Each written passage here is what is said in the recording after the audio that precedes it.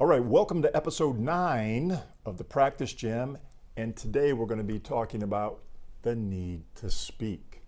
Now, why the need to speak? Why is that important? Because if you're a leader, if you're a CEO, if you're in management, and even if you're an employee or anybody out there, a student, you need to learn how to communicate effectively, especially in front of people. Now, I have to admit that the first time I ever had to give a speech was in college, was at Southland Christian Church, and they had asked me to speak because I was a basketball player, and I can tell you that I was scared out of my mind.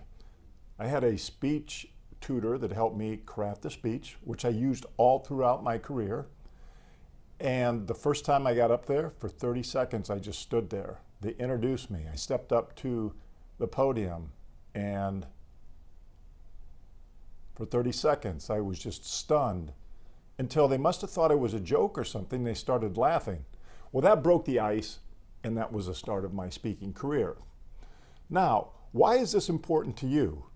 Did you know that most people, they fear death more than getting up in front of a crowd of people and speaking? Now, that's been debunked by some people, but nonetheless, I'm sure some of you would feel just like that. I would rather do something else, anything else other than speaking. But here's some tips for you.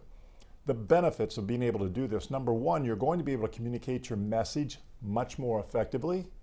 Number two, you're going to be perceived as having more power, because when you're able to stand up in front of a group and give a presentation, you're going to have that added credibility and power that follows you. That's normal. Now, what else will it do for you? When you're able to communicate effectively, to stand up there, to know how to use your body, how to use your hands properly, how to use your words, how to craft your speech, how to make a persuasive argument, how to get people to come on board of your idea, you are going to get things done. You're going to change the world.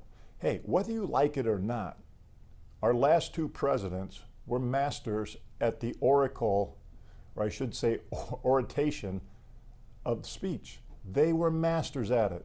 And again, whether you like them or not, they were effective. That's how they got elected, okay? So think about that for yourself. What do you have to do? Now, a couple tips. If you want to get started, if this is so just like foreign to you now, think about looking up Toastmasters.org.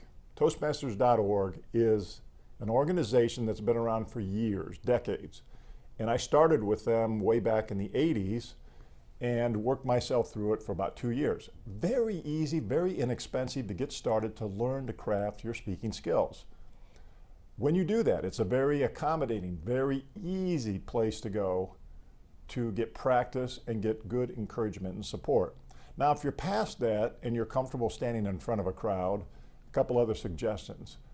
I would recommend that you consider taking some professional courses that are offered by some high caliber people. I can tell you that even though I've been speaking for years, spoken in front of crowds, large crowds, and plan on doing it a whole lot more, that I benefited by going to Michael Port's Heroic Public Speaking.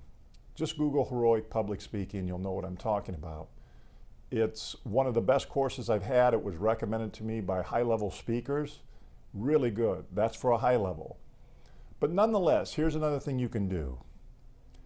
Think about what you have to do to go practice. And there's several places you can practice too if you want to take this out in the wild. I do a lot of speeches, free speeches, at Rotary clubs, and you can consider the same thing. They're always looking for speakers to do anywhere from 10 to 20 minutes, and they're all over the country. Again, look up rotary.org. Do a zip code search and you can find some. Call them up. They're looking for a speaker to speak every week. A great way to get some practice, and you can actually use that for business too. And think about it for your own culture, your own company, whether you're an employee or you're the entrepreneur or CEO. Good speaking skills can take you a long way. All right, that's Tom Heitz, the Practice Gym, your player coach. Have a wonderful day, and I'll see you next week.